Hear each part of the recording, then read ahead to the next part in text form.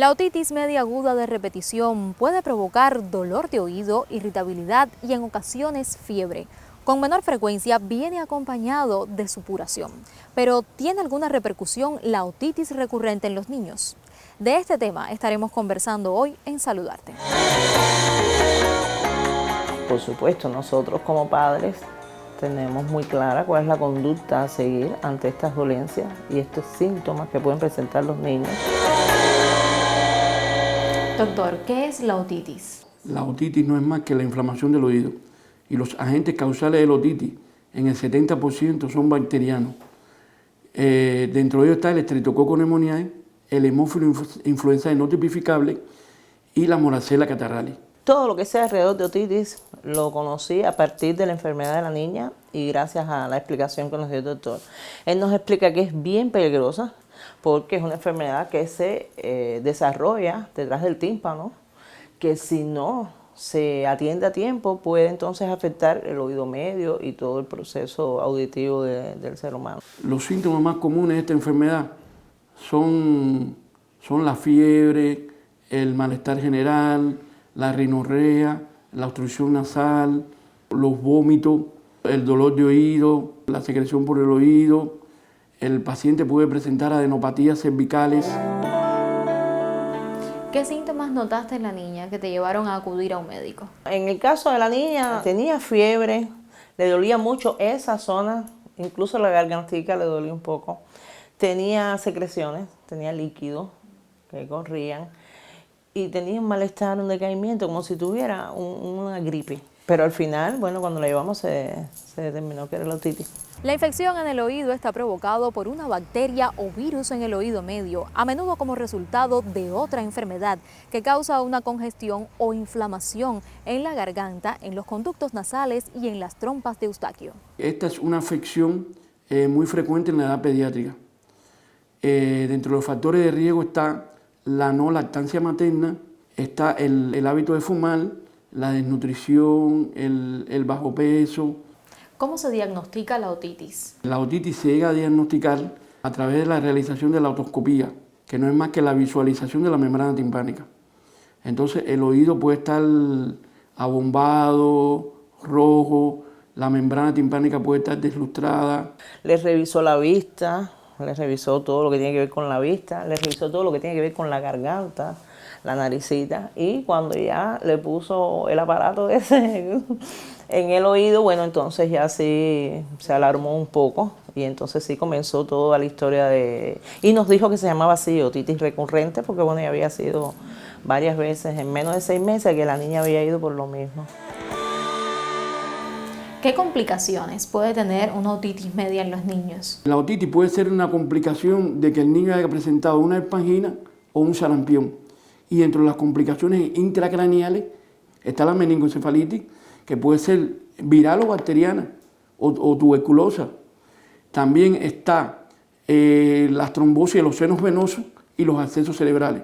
Esas son las que se producen dentro del cráneo, es decir, intracraneales.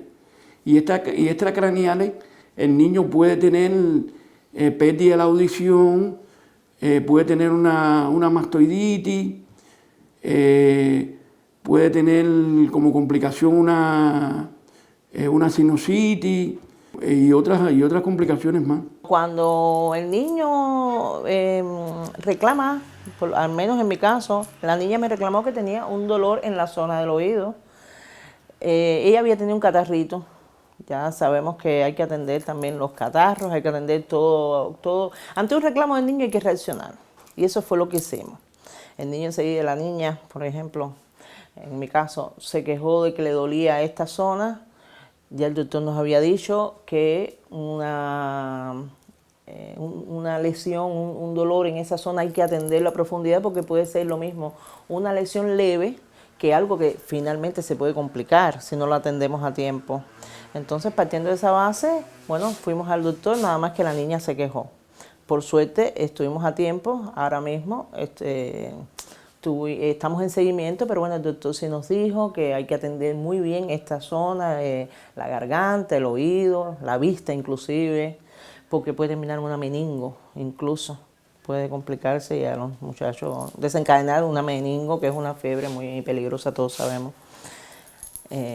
Todo eso, gracias al doctor, he tenido que aprenderlo porque a partir de que la niña se enferma, bueno, entonces los padres queremos saber cómo podemos llegar al final feliz de la enfermedad. El tratamiento de la otitis es fundamentalmente con antimicrobianos. Y entre los antimicrobianos que usamos, como el 70% es de etiología bacteriana, está la amoxicilina, es decir, cefalosporina de primera generación. Entonces, en pacientes alérgicos a la penicilina, se puede usar la macrólido, del tipo la eritromicina, citromicina, etcétera, etcétera. Y también se puede utilizar la penicilina rapilenta también en la otitis. En este caso, él nos recetó amoxicilina para las niñas y bueno, se puede terminar en cirugía si no atendemos a tiempo la otitis. ¿El dolor de oídos es el síntoma más preocupante de una otitis en los infantes?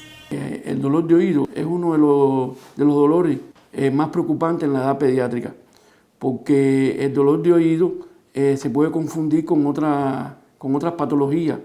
Entonces, cuando estamos en un servicio de urgencia y vemos un niño con fiebre, vómito, irritabilidad, tenemos que descartar otras patologías y dentro de esas patologías está la meningoencefalitis. Entonces por eso es importante realizar la punción lumbar para descartar que el niño esté ante un cuadro grave como es la meningobacteriana.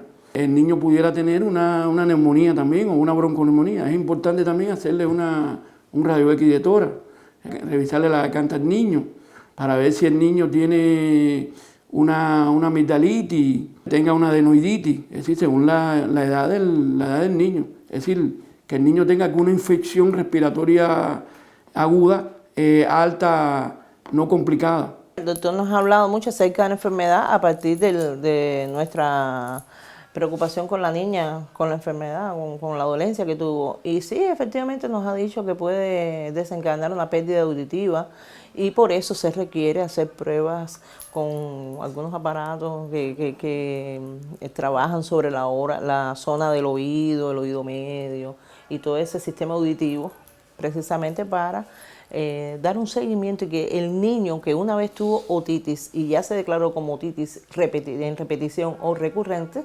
entonces no caiga en una afectación peor, más grave. Siguiendo todos los consejos, todas las orientaciones y las indicaciones que hemos expuesto anteriormente, es muy importante el seguimiento de estos niños con otitis, que han tenido otitis por primera vez, porque la otitis es una afección muy frecuente en la edad pediátrica.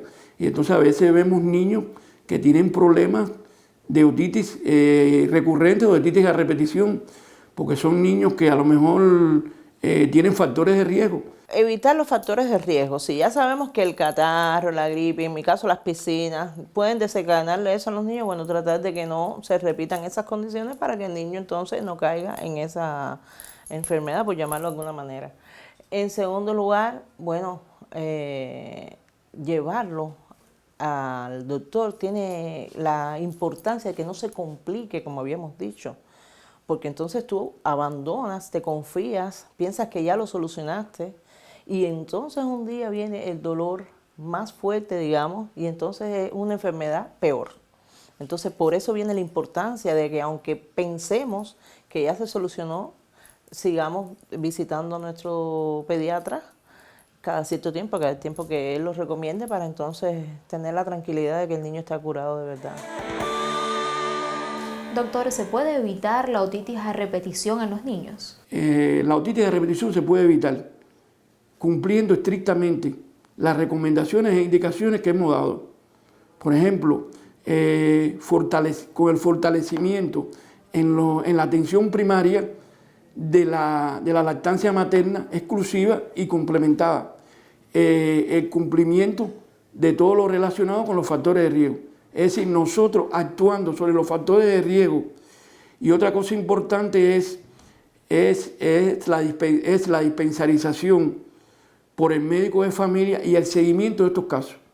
Y es importante estos casos con otitis a repetición, no solamente verlo por el especialista de otorrino, sino también verlo por un neumólogo y por un inmunólogo, porque mayormente estos niños, cuando tienen cuadros de otitis a repetición, son niños que, que tienen un déficit inmunológico. En mi caso particular ya la niña está bien, está en seguimiento, gracias a todas las medidas que hemos tomado, tanto nosotros como padres, bueno, como nuestro pediatra que nos ha encaminado y nos ha aconsejado muy bien, y le agradecemos.